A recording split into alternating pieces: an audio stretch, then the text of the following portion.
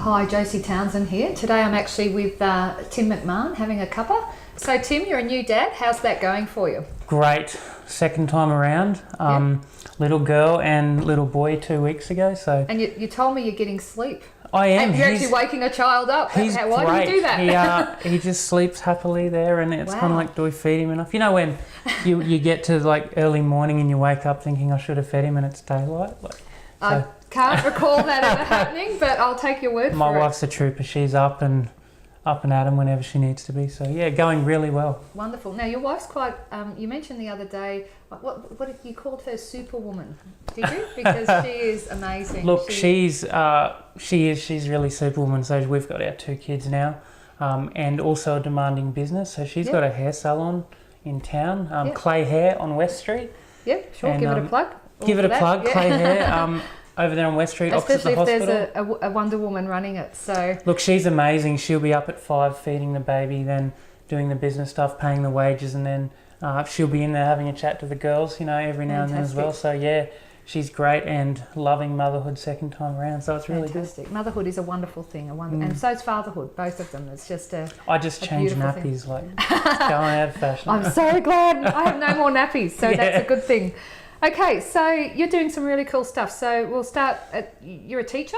Yes. Yeah? What do you teach? I'm history and legal studies are my 2 main areas. Sort of coming into the workforce. I didn't know if I want to be a lawyer or not. So I chose teaching, majoring in law. Okay. And I'm doing history as well. So both great subjects, keep me busy and very kind of active in the community. And what school are you at? You're Christian Outreach College. So been there a while now. Moved to Toowoomba for what I thought would be a year and found a great little community-minded school. And funnily enough, we moved to Toowoomba in the same year too. We did, I think, about 2009. Yep. But I was actually 5 months pregnant with my last child when I came here. So I was a young, newly married teacher from Mackay, where the department sent me first, and moved away here and thought I'll give it a go for a year and then move back to the coast. Where's your wife from here? She's from Caloundra with me. Okay. We both grew up in Caloundra and met there. And then I was sent up to Mackay. She came and then followed me to Toowoomba, and here we are. Now, I'll just throw this in. We actually had a little chat, didn't we? We both agree that an inland surf beach theme park in Toowoomba would be a brilliant thing to do. Toowoomba Regional Council, if you're listening. And Kelly Slater inspired. State government and federal government. Kelly Slater inspired the perfect tube surf beach. Put it in Toowoomba, let's make it happen. I think that would be brilliant. Okay, so you're doing some other cool stuff too, though. So you applied and were accepted into doing a special trip. Correct. To Europe? So Queensland Government Department of Education and Training. It's called the Premier's ANZAC Prize. They basically take school students and school teachers from all over Queensland over to the Western Front to commemorate ANZAC Day. So April 2018 we'll be taking a team from all over the state off to the Western Front, Villers Bretonneux, for ANZAC Day service. So, but there's a nice little twist to this, isn't there? Because what you've been able to do is research a couple of locals from Toowoomba. Yeah, so and choose a couple of people who you could follow. Fascinating. The main part of the whole trip is we can't just go and rock up and do nothing. So finding amazing people that we can commemorate where they lived, where they grew up, and where they fell on the front line. So I've spent hours scrolling through every person that came from Toowoomba. And there are some really, really fascinating stories of people who were in similar places of life to me, who did amazing things for their community, and Toowoomba dropped everything, went over to the Western Front and often didn't come back. So you chose 3 people? I did, yeah. So we'll start with this guy last, because we'll carry on with a bit about him. So who were the other 2? So one of them's my great-grandfather. He's not from Toowoomba, but he was awarded the Military Cross, wounded, came home and everything. And so I'm hoping to be standing at the site where he was awarded the Military Cross 100 years to the day. Wow. I might miss it by a day or 2, but that's going to be crazy. So a little town called Sailly-le-Sec in northern France that I've only heard, I've never been to, so looking to go there. So then we come to George Harry Turner. Really interesting guy. You've brought some papers in about him. And where did he work? I mean, this is incredible. Like, you don't... Yeah, look, it's an interesting one, because with a name like George Turner, there's 100 million of them, right? But I've found his files on the War Memorial website. Very little information on him. He was born in London, sometime then moved to Toowoomba, and became a professional musician, violinist. And where did he work? So this source tells us he was actually one of the head musicians at the Empire Theatre in Toowoomba, the Philharmonic Society in Toowoomba as well, and he was just a touring violinist that his home was the Empire Theatre. So that's amazing. It's crazy when his occupation is listed as professional musician violinist, and the extra notes say Empire Theatre Toowoomba. So yeah, and it was quite sad, wasn't it? Because I mean, he actually passed away pretty quickly when he went over there. It wasn't. Yeah, of all reports, he was a nice guy, loved by everyone, and he's gone off to the Western Front, and it was just a standard day when he went out of his trench and was killed instantly by machine gun fire. And there are several other people that saw it and wrote, and they don't know where he was buried, and they just know he was definitely killed, and no cross was ever put up. So it must be sad. So I mean, one of the things you were quite keen to do and to see is if you could find any of his family. And well, I mean, I want to know what drives a guy like him, professional musician, got the world at his feet, to drop everything, go over to the Western Front. And he was killed instantly. So George Turner is his name, 41st Battalion. If there are any of his family in Toowoomba, still, I mean, I know he's originally from the UK. I'd love to get in touch. It almost sounds like a love story thing, doesn't it? Where, you know, you could actually make quite a lovely little film about something like this. It's interesting, isn't it? And I was intrigued. I was actually wondering if you guys were going to be followed at all, because, you know, tracing the steps of some of these stories would be quite incredible. I mean, we're trying to do a bit of storytelling here too, but, you know, that this is an amazing story for a musician to do that. What stood out for me, I'm 1 ounce of the skill of this guy. I'm a retired pub muso. Played the drums. I didn't know that. There you go. Not by any means. What instrument? I was a drummer in a few pub bands in the early 20s. Play drums. Oh, really? Sure, I've got a little bit of Triple J airtime somewhere there. But I was classical piano in school, moved to drums, never really... Classical piano drums. Well, it was kind of didn't get cool anymore when you're a teenage boy, you know what I was. So self-taught drummer. And this guy, a musician who's obviously so much more talented and dedicated, and then gives it all up to go and fight for his country. So that's amazing. Quite amazing, isn't it? Okay, so let's talk about something else that I know we both have in common, politics. You're quite keen on politics. Oh, I believe advocacy is important. Yep. I think that we live in a society where if we have a need or a change, or the people that are representing us aren't doing a good job, we have a right. We almost need to stand up and say something about that. And I think it's very important that people like you and I have a voice and say this isn't right and we need something done about it. Yeah. So have you, so I won't ask you any too difficult a question. So how do you think people can do, because this always intrigues me as well, because, and you're obviously teaching our young people. One of the things that I always find really interesting is that so many young people, so many older people, they actually don't have the knowledge, and we don't offer a place where people can actually just learn about politics, because it's daunting, you know. It's, if you know, you probably teach some of it within the frameworks of what you're teaching, but for a lot of young people, they don't get that opportunity, and a lot of people just missed it too. So what do you think the solution is? Like, it's hard because people feel like they're not empowered to, because they don't know the right words to use, they don't know how each level of government works.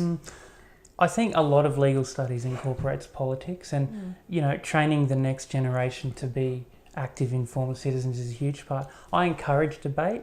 My classes are fiery at best when we've got all these different viewpoints, no right answer, and being thrown around the room. So you have different viewpoints? Absolutely, yeah. I totally disagree that the teacher's job is to say that's what the right answer is. That was like pre-World War II, that era. And I think now we live in a phase where we need those different viewpoints, and different groups of people have different beliefs, and how can one person expect to know everything about them and what they're going through? So I think advocacy and advocating for what you think is important is very important. What about the people who are really disillusioned and they just, you know, because having, you know, been quite interested in having a voice, I guess, and feeling that there are lots of groups that aren't represented anymore.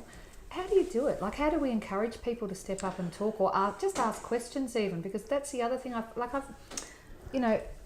I find it really interesting doing the pub test, you know, because you have really great conversations at a pub, right? You have a couple of glasses of something. And that's when everyone can talk. It's great. Yeah. You let their hair down. Maybe we need to move politics into the pub more regularly. Let's do what that. do you think? It saddens me that my age group was, you know, the least represented in the plebiscite that we have. Like, people in my age, they just don't care. And I think it's important that politics affects us so much more than we realise, local, state and federal, and we need to be involved. Now that's the trick, isn't it? Most people don't recognise the impact that actually has on us. And I'll ask you another. What do you think of political behaviour at the moment? So, we're going there. Oh, and I'm not talking about any particular party or anything like that. I'm just saying in general, the perception from the public about, you know. I think a lot of people who are the I don't really care crew are the lesser of two evils kind of thing. They don't really see anyone that resonates really well with them, and I think maybe politics in Australia has come to a point where we have large parties who are trying to please everyone, and as a result pleasing no one. And I think that it's a bit like life, isn't it? Yeah. You can't please everybody, can you? So it's an interesting demographics where minor parties and ones that have otherwise been called extremist weirdos are getting a lot of airtime. They are getting a lot of airtime. So interesting, and I think the new generation of Australia, my age, is just had enough with the... caveat this, that this is actually being filmed right before the Queensland government election, so we're seeing a lot of it at the moment. Pickets on so every it's corner. Interesting. So what do you want for your kids? Like, what do you want to teach your kids? Like, that's kind of a big question, but you know, you're a teacher, and everyone's kind of asking me when are you going to run for politics, and I think for me, there's a season for everything. And right now, I have an amazing family of beautiful babies, and you know they're a blessing. And I think the season for me is spending as much time as I can looking after them, and you know maybe when they're grown up. And I firmly believe that I have these beautiful babies. I need to spend as much time as I can with them. So I tell you what, they grow up quick. They do, yeah, and they'll grow be up very quickly. Sending me off to university fees before I know it. But for now, I think, I want to teach my kids that I'm home and I'm there. And but what about? I guess I was leaning more towards the speaking up. You know, it's not always easy to speak up. It's quite a tricky thing to do, and I've got 3 children, but my middle daughter was always my very quiet one, and she's hit almost 11, like a couple of weeks away, and I've been impressed that she went to a school that encouraged her to flower pretty well, and that she speaks up, and she's no longer this quiet, shy child. She'll actually speak up, and I think especially I don't know what your feelings are like. Do you in your classroom, are girls or boys more vocal, or if there's not a...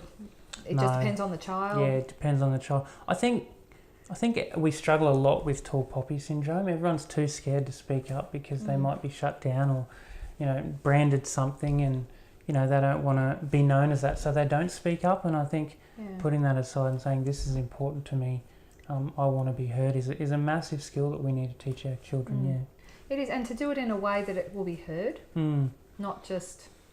I grew up with a crazy mother who spoke up a lot, but she gets so flustered because she was so impassioned by things that sometimes the message got a little bit lost. I think empathy is important. You can go on your soapbox rant all you want, but if you're not thinking of how another person's being treated by that, it's a little hard. It is a little hard.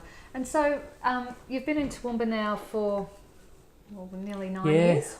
Almost 10, something almost like 10, that. Getting close. So what do you think of the place? Like, what are you... This city is amazing. Honestly, I thought I'd do a year here and leave. The more I stay here, the more I love it.